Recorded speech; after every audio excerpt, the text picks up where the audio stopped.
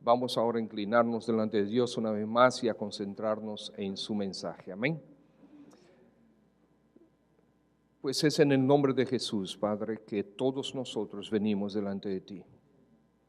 Sabemos que no hay forma de estar ante ti excepto por lo que Cristo ya hizo, lo que tú aceptaste en Él y que Él en este momento, que es nuestro único y suficiente mediador, nosotros en su nombre venimos a ti. Y queremos rogarte, Señor, que las verdades que están plasmadas en tu palabra sean tomadas por ti y que penetren en nuestro corazón y transformen nuestras vidas. Queremos que Cristo sea exaltado en nosotros. Esto te lo pedimos, por favor, por Él y para Él. Amén. Estamos en Juan capítulo 10 y yo quiero que meditemos un poco sobre el pasaje que tiene su clímax en el versículo 30 que dice: yo y el Padre uno somos. Pero es todo un pasaje que tiene un gran cúmulo de verdades que son importantes para nosotros examinarlas. Por lo tanto, no va a ser posible que nosotros cubramos este pasaje en esta oportunidad, pero sí vamos a ver todo lo que el Señor nos permite ver desde el versículo 22 hasta el versículo 42, y vamos a examinar ese pasaje probablemente en 2 o 3 oportunidades. Así dice la palabra de Dios, capítulo 10, versículo 22. Celebrábase en Jerusalén la fiesta de la dedicación. Era invierno y Jesús andaba en el templo por el pórtico de Salomón, y le rodearon los judíos y le dijeron: ¿hasta cuándo nos turbarás el alma? Si tú eres el Cristo, dínoslo abiertamente. Jesús les respondió: os lo he dicho y no creéis. Las obras que yo hago en el nombre de mi Padre, y no creéis, las obras que yo hago en el nombre de mi Padre, ellas dan testimonio de mí, pero vosotros no creéis, porque no sois de mis ovejas, como os he dicho. Mis ovejas oyen mi voz y yo las conozco y me siguen, y yo les doy vida eterna y no perecerán jamás, ni nadie las arrebatará de mi mano. Mi Padre que me las dio es mayor que todos, y nadie las puede arrebatar de la mano de mi Padre. Yo y el Padre uno somos. Entonces los judíos volvieron a tomar piedras para apedrearle. Jesús les respondió: muchas buenas obras os he mostrado de mi Padre, ¿por cuál de ellas me apedreáis?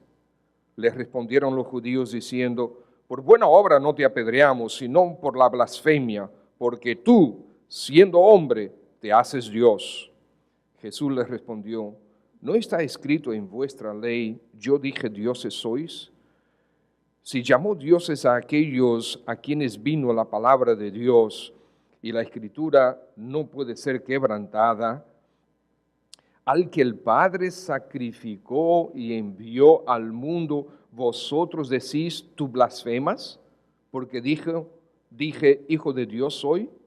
Si no hago las obras de mi Padre, no me creáis, mas si las hago, aunque no me creáis a mí, creed las obras, para que conozcáis y creáis que el Padre está en mí y yo en el Padre.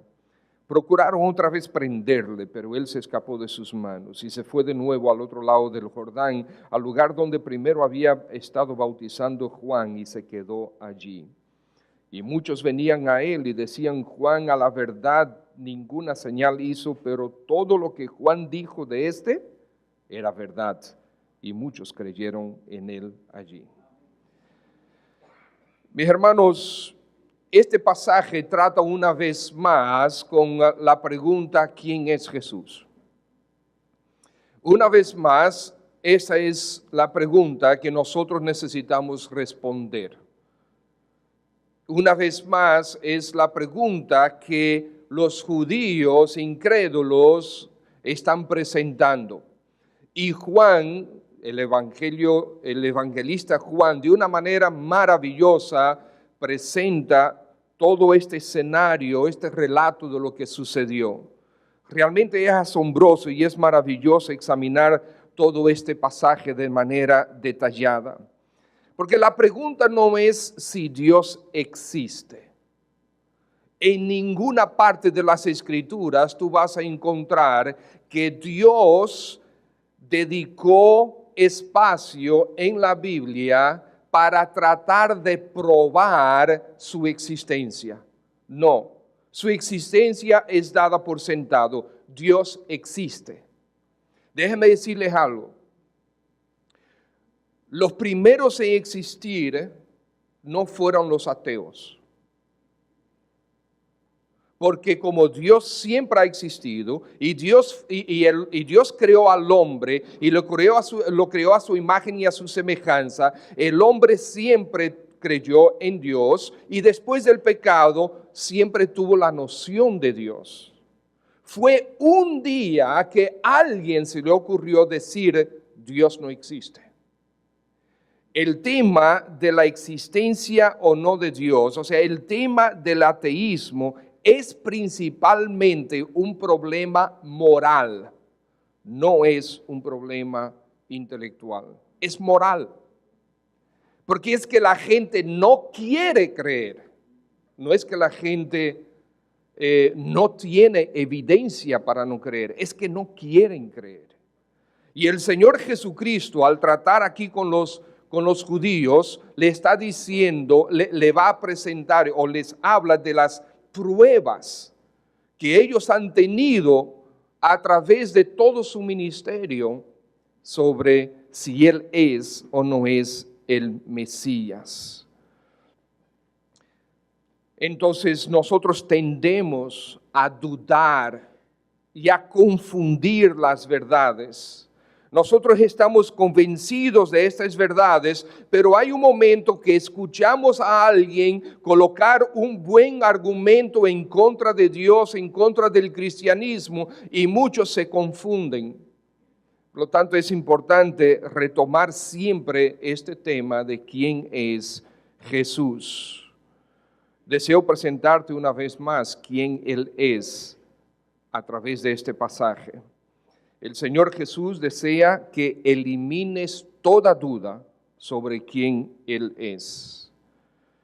Bien, aquí en el versículo 22 dice, celebrabas en Jerusalén la fiesta de la dedicación. Estamos entrando aquí ahora, hermanos. ¿En qué capítulo estamos de Juan? En el 10. ¿Quién puso los capítulos ahí? ¿Fue Dios? No saben la respuesta. No fue Dios que puso los capítulos ahí, ¿verdad? Eso fue en el año 1200 y pico, que fue un monje que decidió colocar los capítulos ahí porque él estaba estudiando las Escrituras y decidió dividirlas para poder de manera más fácil encontrar por donde él estaba estudiando. Y después, unos años más tarde, hubo otro que decidió dividir los capítulos en versículos. Y qué bueno que lo hicieron. La verdad que nos hace la vida mucho más fácil. Pero nosotros aquí, en el relato de la vida de Jesús que hace el evangelista Juan, nosotros estamos prácticamente a la mitad del evangelio, porque este evangelio tiene 21 capítulos. Sin embargo, con relación a la vida y ministerio de Jesús, nosotros estamos ahora entrando en los últimos 3 meses de su vida terrenal. O sea que ubíquense bien. O sea que ya pasó prácticamente todo el tiempo del Señor ministrando. 3 años, casi 3 años y medio. Ahora entramos en los últimos 3 meses de su ministerio aquí en la tierra. Y es interesante que Juan hace el último registro del ministerio de Jesús en la ciudad de Jerusalén. A partir de este momento, después de esto, Jesús sale de Jerusalén y no regresa hasta el inicio de su pasión. Entonces tenemos el capítulo 10 es así. El capítulo 11, el Señor va hasta Betania para resucitar a Lázaro. En el capítulo 12, el Señor Jesús comienza la semana de la pasión en el capítulo 12, la semana de la pasión. O sea, en el capítulo 10 y 11 suceden, o sea, transcurren los 3 meses. En el capítulo 12, el Señor entra en Jerusalén para ya la última semana de su vida. Los capítulos 13, 14, 15 y 16 suceden en una sola noche en el famoso aposento alto. O sea, para que ustedes tengan una idea de lo que va a suceder en los próximos versículos. Después Él es arrestado, muere, resucita. Entonces, aquí en el capítulo 10, pues, celebrábase en Jerusalén la fiesta de la dedicación. Pasaron 2 meses desde la última confrontación que él tuvo, porque cuando él tuvo la última confrontación era la fiesta de los tabernáculos, que eran aproximadamente, está por ahí por septiembre, octubre, okay, porque los meses no son iguales. Septiembre y octubre es la fiesta de los tabernáculos, y ahora la fiesta de la dedicación es a finales de noviembre, ahí por noviembre, diciembre. Entonces pasaron 2 meses, era invierno, dice ahí claramente. Ahora, ¿qué es la fiesta de la dedicación? Juan comienza indicando sobre esto, porque esta fiesta no fue una fiesta del Antiguo Testamento, no fue una fiesta ordenada por Dios en el Antiguo Testamento. Ustedes han escuchado de Carlos Magno, ¿verdad? El emperador griego murió a los 30 años después de haber conquistado una gran parte del mundo conocido de entonces. Murió a los 30 años, él dejó a una persona encargada del imperio, y se repartieron el imperio los 4 generales de Alejandro Magno, ¿ok? Ya no sé si Orlando va a tener que editar eso, pero Alejandro Magno, perdonen. Entonces, pues los 4 generales quedaron, y eventualmente, pues estoy adelantando rápidamente la historia, ellos comenzaron a tener pleito entre ellos mismos, se debilitaron, en eso los sirios surgen de nuevo y pues eventualmente los conquistan. Tienen ellos, se pelean los unos con los otros, los sirios se levantan, y todo esto sucede en el periodo intertestamentario. Okay, ustedes saben que desde el último profeta de las Escrituras del Antiguo Testamento hasta cuando entra el Nuevo Testamento, pasan 400 años donde el Señor no da ningún tipo de evidencia al pueblo. O sea, no hay escrituras, no hay profeta, nada. Dios absolutamente decidió estar en silencio con relación al pueblo. Y estas cosas sucedieron en ese tiempo. Entonces, el tiempo avanza y finalmente se levanta Antíoco IV, o el Antíoco Epífanes, como él mismo se puso el nombre. Y este hombre, que ya el imperio estaba, ya ellos mismos, la dinastía Seleucida estaba muy debilitada, pero él decidió de una manera intencional pelear contra los judíos, y los conquistó, y los maltrató, y los persiguió, y quiso avergonzarlos, y incluso llegó un momento que quiso destruirlos, erradicarlos por completo. Él había dado la orden. Pero como siempre, el Señor protege a su pueblo. De hecho, él hasta llegó a Jerusalén, entró en el templo, y ahí, para avergonzar y para desanimar a los judíos, él sacrificó un cerdo en el templo, en el altar del templo de Jerusalén. Claro, algo sumamente terrible. Ya para ese momento se había estado levantando como líder entre los judíos un sacerdote llamado Matatías. Y con ese evento, él mató a unos cuantos de los oficiales del rey y después huyó con un grupo de hombres a las cuevas y sus hijos también. Uno de sus hijos se llamaba Judas Macabeo. Judas Macabeo se levantó como un tremendo guerrero en favor del pueblo judío, hizo la guerra contra Antíoco y logró reconquistar una buena parte de Judea, incluyendo a Jerusalén. Cuando él decidió, pues, Antíoco había sido derrotado, estaba tratando de recoger más hombres para venir a atacarlos de nuevo, pero Judas Macabeo decidió regresar a Jerusalén y ahí directamente al templo, restaurar el templo y rededicar el templo a Dios. Entonces limpió el templo, trajo de nuevo los utensilios del templo, limpió el templo y decidió dedicar el templo de nuevo a Dios con un tremendo sacrificio.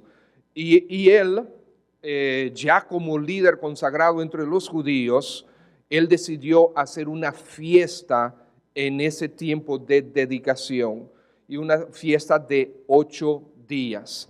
Entonces esa es, y después mandó a que cada año se celebrara esa fiesta, la fiesta de la rededicación del templo a Dios. ¿Okay? Entonces esa es la fiesta que ellos están celebrando aquí. Y Judas Macabeo había dicho que nadie podía estar en luto o en duelo públicamente, porque era una fiesta de alegría, era una fiesta para gozarse, era una fiesta para alegrarse grandemente, porque Dios una vez más les devolvió a ellos el templo y la oportunidad de poder adorarle. Judas Macabeo y sus hombres, que no eran muchos, en contra de ejércitos de decenas de millares de personas, Dios realmente les dio grandes victorias, milagros, literalmente. Por ejemplo, un pleito, una guerra de 3,000, 4,000 hombres contra 60,000 hombres y ganar, pues eso era, cosas como esas sucedían. Y aunque no necesariamente él era creyente devoto, no era un creyente como nosotros hoy día entendemos, sin embargo, la mano de Dios estaba de su lado. Esto sucede alrededor de 150 años antes de Cristo. Y ellos comenzaron a celebrar esa fiesta. Entonces es aquí, es en este escenario, hermanos, que aparece el versículo 22, ¿verdad? Celebrábase en Jerusalén la fiesta de la dedicación, era invierno, y Jesús andaba en el templo por el pórtico de Salomón. O sea, él no estaba dentro del templo, él estaba afuera del templo en lo que se llamaba el pórtico de Salomón. Esto no significa que el Señor Jesús aprobó que se cumpliera o que se guardara la fiesta de la dedicación, pero tampoco dice que Él la condenó. Era una fiesta importante y sigue siendo una fiesta importante para los judíos hoy. Es el Hanukkah. Ustedes han escuchado, ¿verdad? El Hanukkah de los judíos, esa es esta fiesta. Esto significa el festival de las luces, porque ellos la celebraban prendiendo una luz dentro de su casa cada día. Entonces el primer día prendían una vela, el segundo día prendían otra vela y así iban prendiendo una vela hasta el 8º día. Entonces por eso es que se llama el Festival de las Luces y ellos lo celebran con alegría. Entonces este es el escenario. En un tiempo de alegría de los judíos, estos líderes judíos se acercan a Jesús para provocarlo. Que eso fue lo que sucedió. Entonces le dicen, le rodearon, fíjense cómo esa palabra significa literalmente rodearon, los cercaron, ¿okay? Estos hombres los cercaron de alguna manera, aparentemente trataron de empujar los discípulos hacia un lado y los cercaron y le dijeron, ¿hasta cuándo nos turbarás el alma? La idea es, ¿hasta cuándo nos mantienes en suspenso? Si tú eres el Cristo, dice ahí, dínoslo abiertamente. Esa palabra abiertamente significa con claridad, con audacia, con atrevimiento. En otras palabras, si hubiese sido un dominicano, dice, si eres hombre, dilo. Eso básicamente es lo que ellos le estaban diciendo a Jesús. Si tú eres hombre de verdad, di que tú eres el Cristo. Y el Señor, ¿qué dice? Yo lo he dicho. Yo solo dije. Yo solo he dicho y no creéis las palabras, las obras que yo hago en nombre de mi Padre, ellas dan testimonio de mí.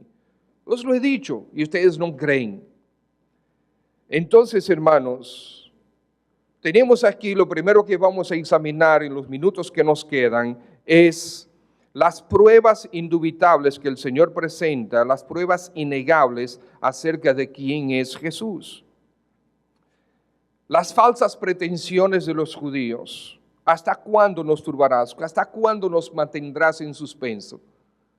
Ustedes pueden ver la hipocresía aquí de estos hombres. O sea, estamos hablando que el Señor Jesús había estado ministrando ya, ¿cuánto tiempo? Casi 3 años y medio. Y lo hizo en secreto el Señor. Lo hizo abiertamente. Y las cosas que Él enseñó, las cosas que Él dijo, fue en secreto. Fue abiertamente. Las obras que Él hizo, abiertamente. Entonces ellos dicen, no nos mantengas más en suspenso.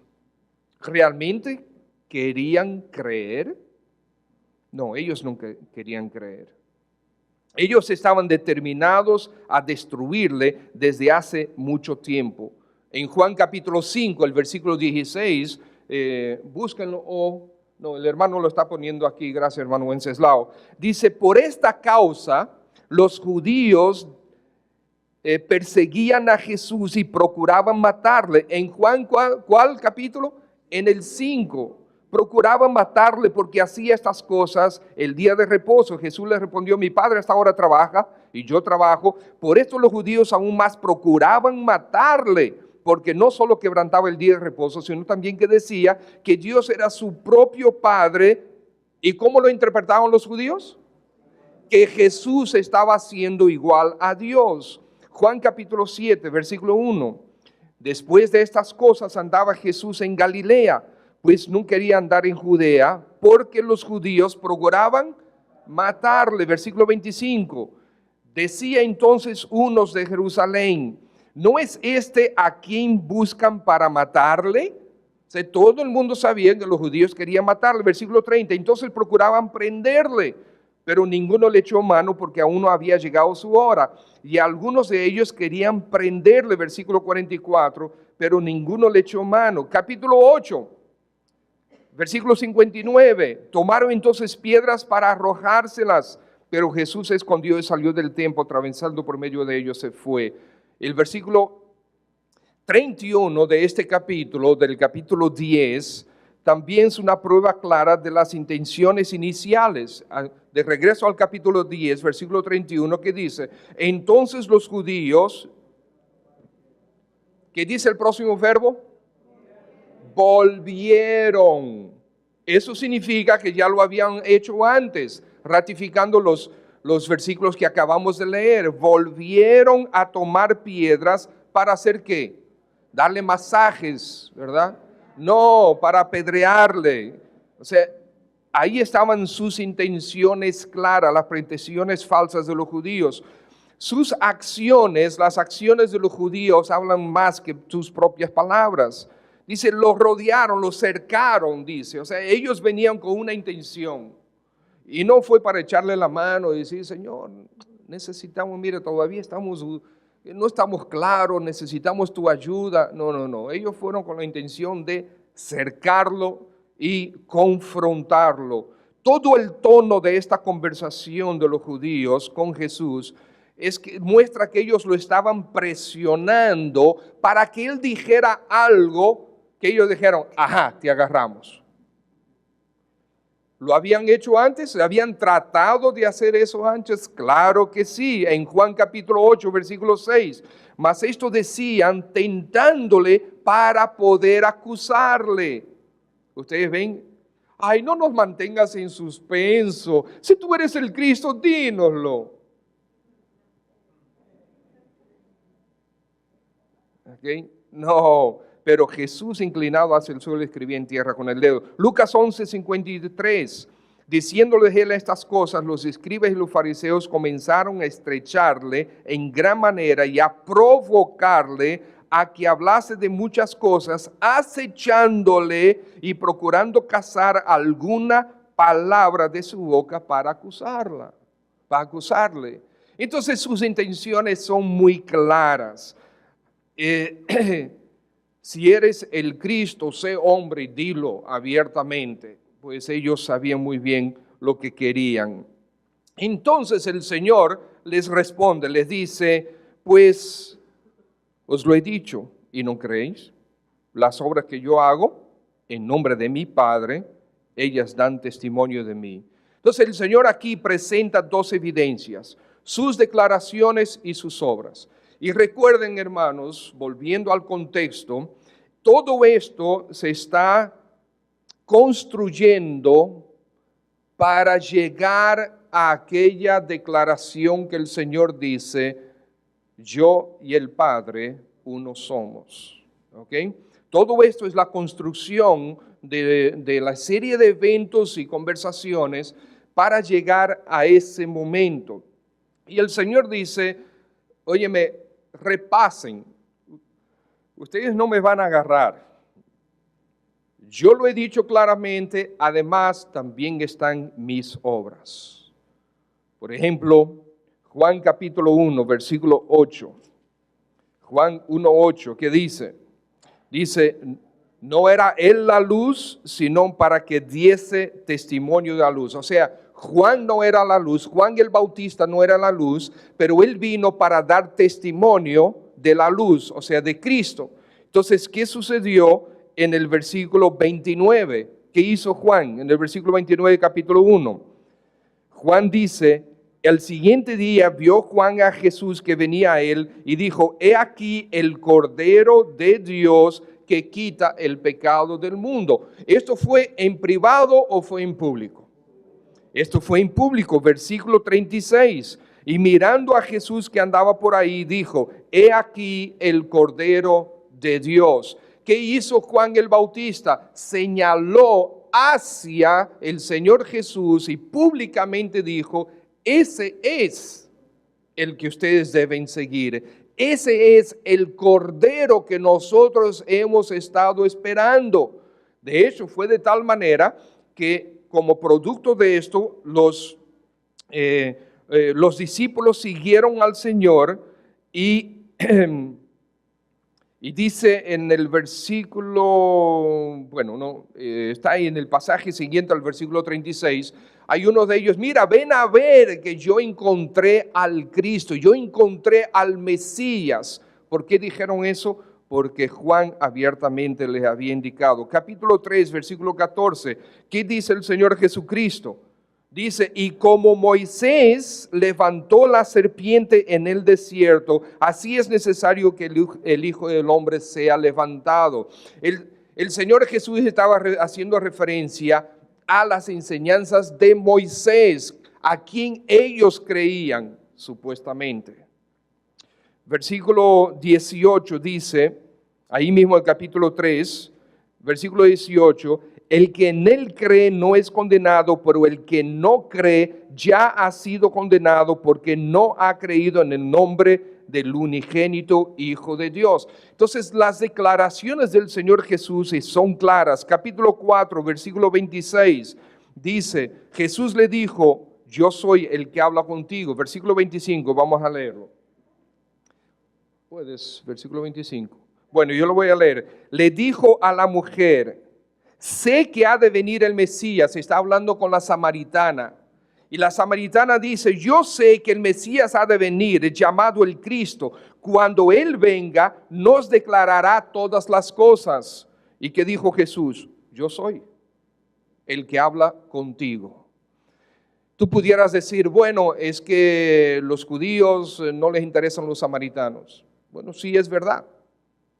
Pero solo porque eran samaritanos, solo porque ella era samaritana, lo que ella dijo es verdad. Y lo que Cristo dijo es verdad. Una pregunta, ¿puede un ateo decir verdades religiosas? Claro. Si un ateo dice Dios no existe, pues eso no es verdad.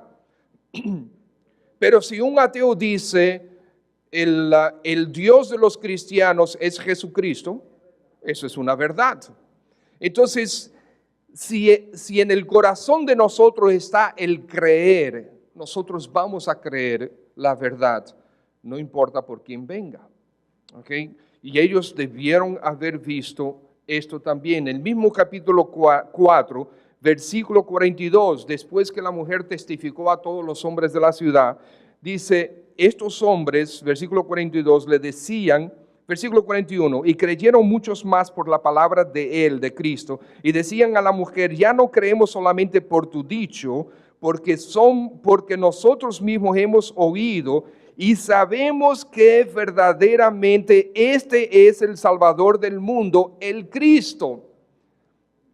Ellos creyeron que Jesús era el Cristo. Capítulo 5, versículo 23, dice, para que todos honren al Hijo como honran al Padre. El que no honra al Hijo no honra al Padre que le envió. Las declaraciones de Jesús eran claras. Ellos tenían toda la información para creer. Muéstranos, no nos mantengas en suspenso. Os lo he dicho, yo os lo he dicho. Versículo 25 ahí mismo, capítulo 5, dice, de cierto digo, dice Jesús, viene la hora y ahora es, cuando los muertos oirán la voz del Hijo de Dios y los que la oyeren vivirán. Porque como el Padre tiene vida en sí mismo, así también ha dado al Hijo el tener vida en sí mismo, y también le dio autoridad de hacer juicio por cuanto es Hijo del hombre. Ahí mismo, versículo 39, escudriñáis las Escrituras. Aunque ahí dice escudriñad como si fuera un imperativo, nosotros explicamos en su momento que eso es una traducción incorrecta, porque en el original ahí no es un indicativo, no es un imperativo, sino un indicativo. Jesús está diciendo, ustedes escudriñan las Escrituras, ustedes están escudriñando las Escrituras, porque a vosotros os parece que en ellas, en las Escrituras, tenéis vida eterna. Y después dice, y esas son las que dan testimonio de mí, las Escrituras dan testimonio de mí, le está diciendo el Señor Jesús a ellos. Versículo 40, pero ¿qué pasa? Y no queréis venir a mí para que tengáis vida eterna. O sea, el tema no es sobre evidencia, el tema es que no quieren creer. Versículo 45 dice, no penséis que yo voy a acusarlos delante del Padre. Hay quien os acusa. ¿Quién? Moisés. ¿Qué significa eso? Las Escrituras del Antiguo Testamento, ellos las tienen en contra. ¿En quién tenéis vuestra esperanza? Porque si creyeseis de verdad a Moisés, me creeríais a mí, porque de mí escribió él. Pero si no creéis a sus escritos, ¿cómo creeréis a mis palabras? Capítulo 6, versículo 28 y 29 dice, entonces le dijeron, ¿qué debemos hacer para poner en práctica las obras de Dios? Respondió Jesús y les dijo, esta es la obra de Dios. ¿Qué qué? Que creáis que en Él que Él ha enviado. O sea, que crean en mí. El Señor lo ha dicho claramente. Versículo 30. Le dijeron entonces, ¿qué señal pues haces tú para que veamos y te creamos? ¿Qué obra haces? Ellos querían señal, querían una obra, y el Señor le dijo, lo único que tengo para decirles es que yo soy el pan de vida y ustedes tienen que creer en mí. Capítulo 6, versículo 41. Murmuraban entonces de él los judíos porque había dicho, yo soy el pan que descendió del cielo. Versículo 44. Ninguno puede venir a mí si el Padre que me envió no le trajere, y yo le resucitaré en el día postrero. Imagínense que esto fuera un hombre cualquiera que estuviera diciendo eso. Oye, vengan a mí, y el que viene a mí y cree en mí, oye, cuando tú te mueras, yo te voy a resucitar. Pero tú vas a estar muerto también.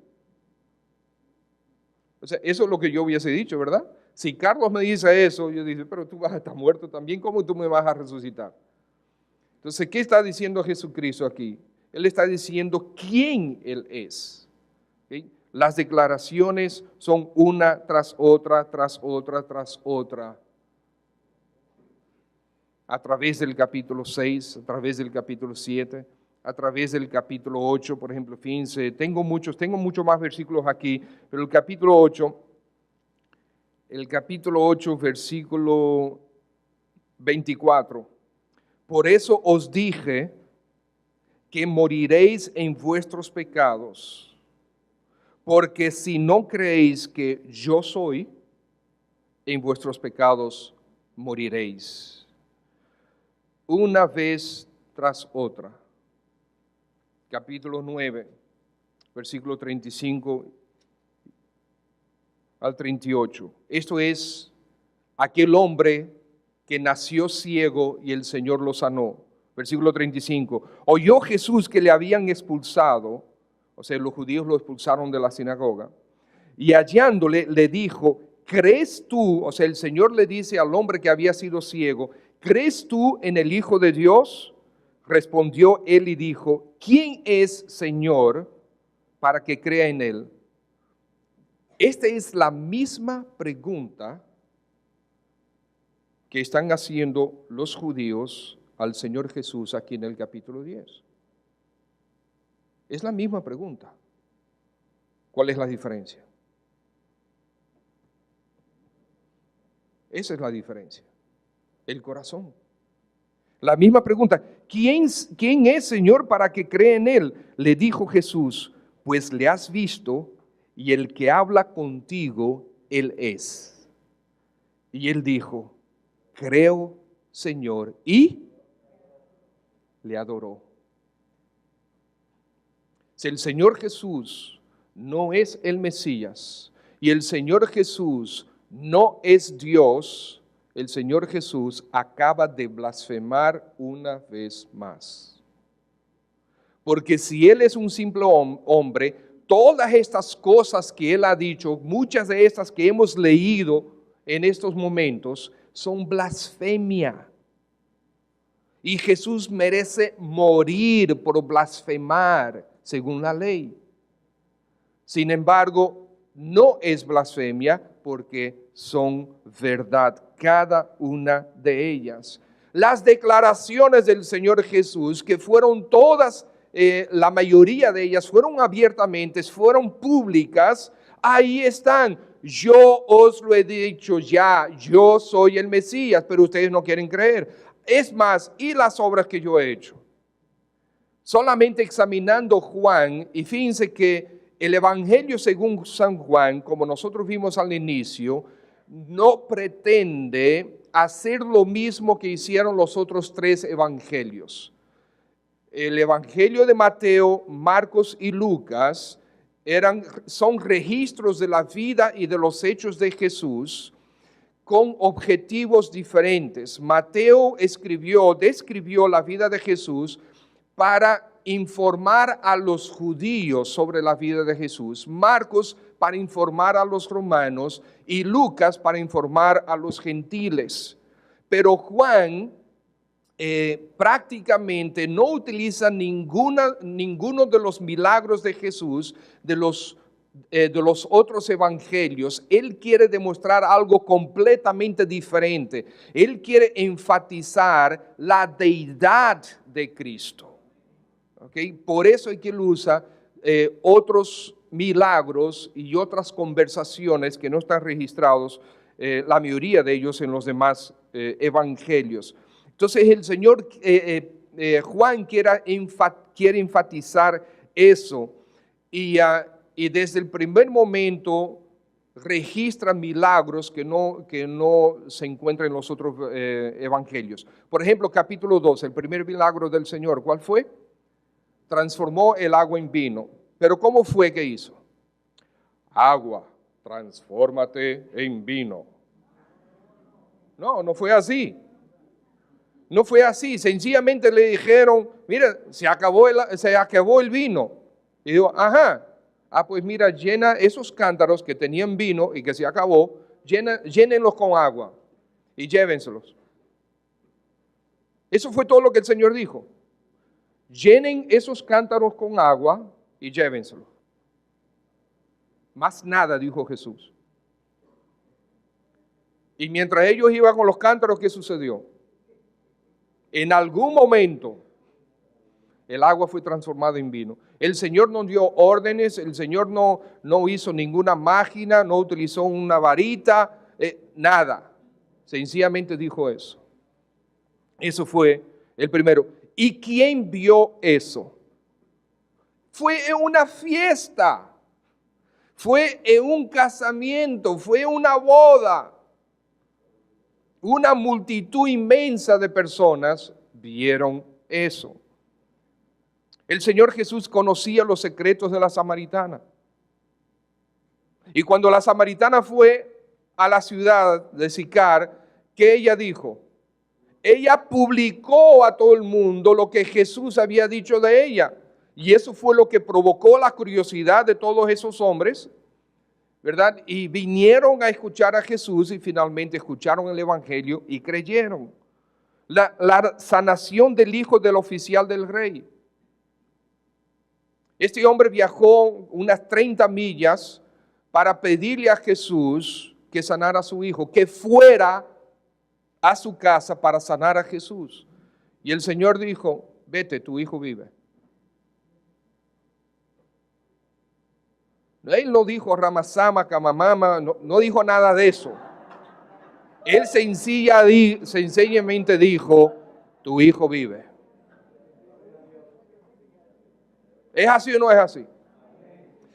Y cuando él llegó a su casa, encontró que su hijo estaba sano. Preguntó, ¿cuándo se sanó? Comparó el tiempo y ¿cuándo fue? Cuando el Señor dijo, tu hijo vive.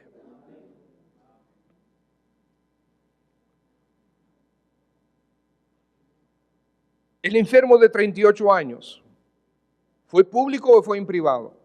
38 años. Óyeme, es muy difícil no darse cuenta que ahí cerquita del templo de Jerusalén hay un hombre que tiene 38 años enfermo. Y el Señor fue y dice, levántate, recoge tu lecho y vete.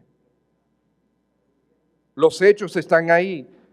Las señales en los enfermos, capítulo 6, versículo 2. La alimentación de los 5,000 hombres, sin contar mujeres y niños. Caminó sobre las aguas. La sanación del ciego de nacimiento. Ya no nos mantengas en suspenso. Si tú eres el Cristo, dilo abiertamente. Yo lo he dicho. Las obras que yo he hecho, ahí están. Las obras que mi Padre me mandó a hacer, yo las he hecho, yo he obedecido al Padre para que ustedes puedan creer. Pero ¿qué sucedió? El Señor entonces presenta la razón por la cual, la razón de su posición. Dice, es que no creéis. Versículo 26. Pero vosotros no creéis. Ahí está toda la evidencia, pero vosotros no creéis. Ustedes no creen porque no sois de mis ovejas, como os he dicho. El problema es que ustedes no creen. Capítulo 13, versículo 12, no creéis. Capítulo 4, versículo 48, entonces Jesús le dijo, si no viereis señales y prodigios, no creéis. Capítulo 5, versículo 47, no creen a Moisés. Porque dice, si no creéis en sus escritos, ¿cómo creeréis mis palabras? Capítulo 6, versículo 64. Pero hay algunos de vosotros que no creen. La incredulidad siempre es voluntaria. Porque a pesar de las evidencias, la gente decide no creer. Pero el problema con la incredulidad, estimados, es que la incredulidad provoca un creciente endurecimiento de tu corazón. Cuando tú decides no creer y persistes en no creer e insistes en no tomar la decisión de creer al Señor, tu corazón se va endureciendo y tu alma está cada vez más en peligro de eterna perdición.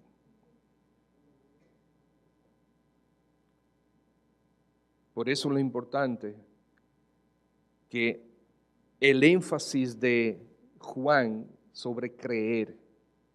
Ustedes, no sé si ustedes se dieron cuenta. Creer, creer, creer, creer, creer, creer, creer.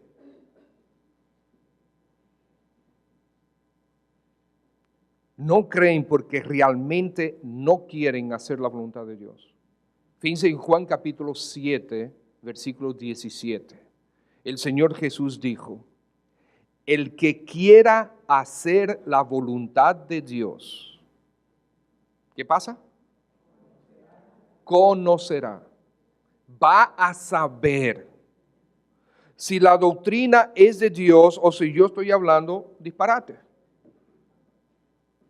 El Señor Jesús dice claramente, la condición para tú realmente creer es tener una disposición de tu corazón de obediencia. Si tu corazón no está inclinado a la obediencia, tú no vas a creer. Porque la incredulidad es una decisión, es un rechazo.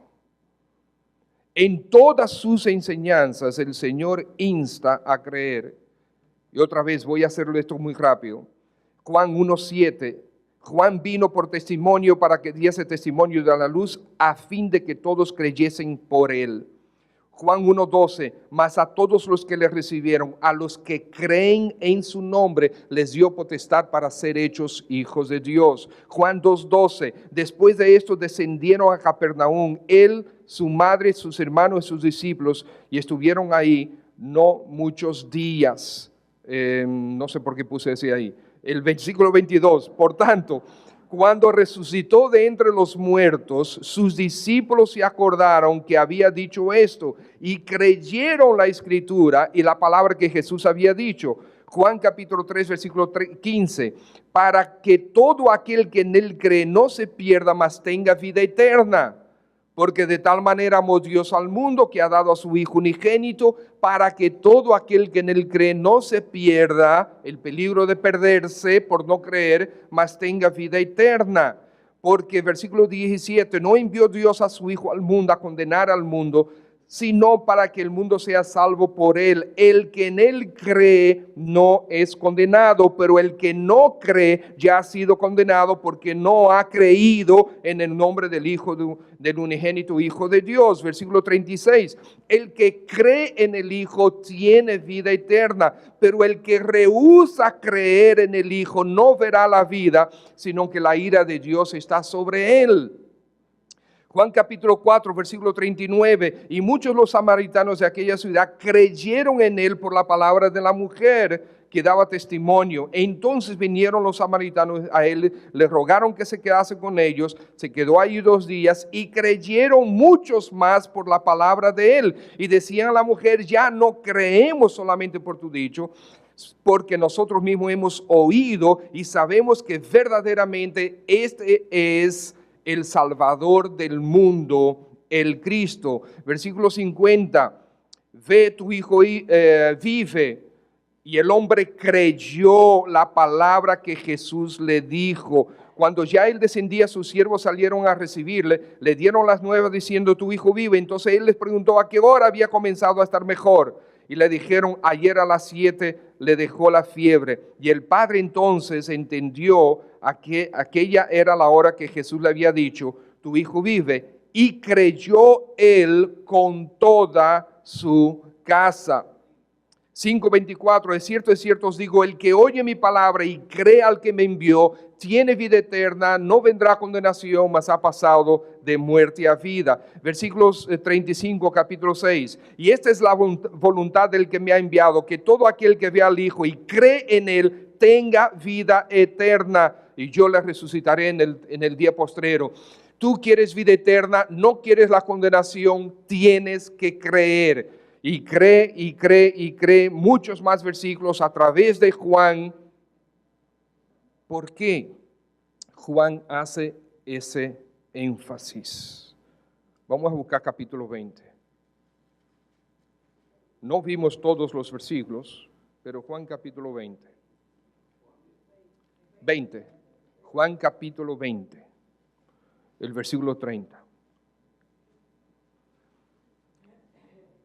Hizo además Jesús muchas otras señales en presencia de sus discípulos, las cuales no están escritas en este libro. Pero estas se han escrito, ¿para qué? Para que creáis que Jesús es el Cristo, el Hijo de Dios, y para que creyendo tengáis vida en su nombre. El propósito del Evangelio es este. Juan está diciendo, es creer, creer, creer, creer, para que no seas condenado y sí tengas vida eterna. Ahora, como nosotros vimos, el creer no es algo intelectual. El creer significa aceptar que Cristo Jesús es verdaderamente quien Él dice ser, que Él es el Cristo, el Salvador del mundo. Él vino para salvarte porque tu alma está en peligro de perdición eterna. Tú y yo estamos a un segundo, a un palpitar de nuestro corazón de la eternidad. A un palpitar de la eternidad está tu alma. Y si tú pasas a la eternidad, ¿a dónde vas a estar? ¿Condenado o tendrás vida eterna? El Señor Jesús, aquí en el apóstol Juan, quiere presentar al Señor Jesús como el Salvador, el Mesías, el Hijo de Dios, Dios mismo, que vino a tomar tu lugar en la cruz, para que tú no te pierdas, mas tengas vida eterna. Eso es tremendo mensaje, qué glorioso mensaje, qué forma más asombrosa de nuestro Señor Jesús mostrar el interés que tiene por tu alma.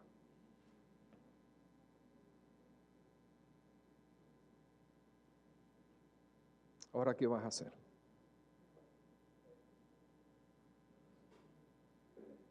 Si todavía no has tomado la decisión, ¿por qué no lo haces ahora? El Señor Jesús que sea tu Salvador, tu Señor. Arrepiéntete de tus pecados ahora y acéptalo a Él. Cree en Él. Acepta que Él sea tu Señor y tu Salvador. Vamos a orar. Buen Padre, gracias en el nombre de Jesús por tu palabra. Más que nada, gracias por el Señor Jesús y cómo tu palabra nos lo describe tan gloriosamente. Señor, seguro que en este salón hay personas que todavía no se han convertido a Cristo. Y quiero pedir que tú les salves. Si tú estás aquí en este salón, todavía no te has convertido al Señor Jesús, ¿por qué no lo haces ahora? ¿Por qué no tomas la decisión ahora? Ahí en tu asiento tú puedes arrepentirte de tus pecados. Ya lo que yo podía hacer, ya lo hice, que es compartir contigo la verdad del Evangelio, que Cristo es efectivamente el único Salvador. Ahora tú tienes que creer. Ahora tú tienes ahí en tu corazón que conversar con el Señor Jesús y decirle: Señor, ya entiendo, tú eres el Salvador. Yo deseo que tú perdones mis pecados. Yo quisiera que tú me limpies de toda mi maldad. En este momento, Señor, yo quiero que tú seas mi Salvador. Te entrego mi alma para que seas dueño de toda mi vida. Tus propias palabras, pero esa es la idea. Que Cristo se convierta en el dueño de tu alma y tu vida en este momento. ¿Sí? ¿Lo estás haciendo?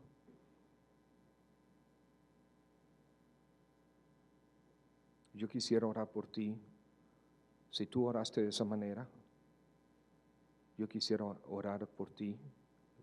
No voy a mencionar tu nombre, solamente voy a presentarte delante del Padre. Él sabe quién tú eres. Él te ha escuchado. Yo quiero interceder por ti, sin embargo. Entonces, si tú en este momento, te entregaste al Señor, le pediste que Él fuera tu Salvador, tu Señor, yo quisiera ver tu mano. ¿Hay alguien? Si oraste, si en este momento te entregaste al Señor, le pediste perdón por tus pecados, yo quiero orar por ti. Sencillamente colocarte delante del Padre, saber que tomaste esa decisión. ¿Hay alguien? Levanta tu mano, yo quiero orar por ti. Veo allá un jovencito, sí, gracias. ¿Puedes bajar tu mano? Otra persona, sí, veo su mano. Sí, Dios te bendiga, sí, veo tu mano.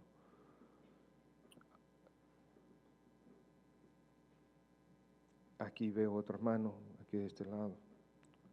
Ok, ¿alguien más? ¿Alguien más? He visto 3 manos que se levantaron. Mira, levantar la mano sencillamente me está diciendo a mí que tú has orado en tu corazón al Señor. Okay. Levantar la mano no te salva, solamente tú me estás diciendo que tú oraste al Señor. Amén. ¿Alguien más? Sí, veo tu mano allá atrás. Dios te bendiga. Dios te bendiga, sí. Señor, yo quiero que tú seas mi Señor, mi Salvador. De ahora en adelante, esta es mi vida, es tuya. Tuya, nada más. ¿Alguien más que quizás yo quiero orar por ustedes o colocarlos delante del Señor? ¿Alguna otra mano antes de terminar en oración? Muy bien. Padre, tú has visto, antes de las manos tú viste los corazones y tú oíste sus corazones, sus palabras. Sí, Señor, probablemente sus palabras no fueron exactamente como un creyente de muchos años pudiera orar a ti, pero eso a ti no te convence, a ti no te importa, porque tú ves más que las palabras, ves el corazón, la sinceridad, la honestidad, la humildad. Y estas personas al levantar la mano han manifestado que quieren tu perdón, Señor Jesús. Quieren creer en ti, quieren vida eterna, no quieren ser condenados. Lo que tú has prometido, lo que vimos aquí, que tú has prometido en tu ministerio y dejaste plasmado en tu palabra, que tú quieres ser el Salvador de cada uno de nosotros. Señor, ellos oraron. Gracias, oh Padre, por escuchar las oraciones. Gracias por el deseo de salvar a través de tu Hijo. Yo quiero pedirte ahora fortaleza, dirección para ellos. Quiero pedirte que ellos sean sólidos en su decisión y que realmente tú seas Señor y Salvador de ellos. Que no se avergüencen de ser llamados cristianos. Que no se avergüencen de tenerte a ti, Señor Jesús, como Salvador y Señor. Que no se avergüencen de que tu palabra sea su autoridad. Ruego, Señor, también que les des gozo, porque tú ahora eres su Salvador. Que tú les des alegría, porque tú le has salvado. Señor, esto te lo pedimos para gloria del nombre de tu Hijo Jesús y también para nosotros darte gracias y nosotros gozarnos con ellos. Amén y amén.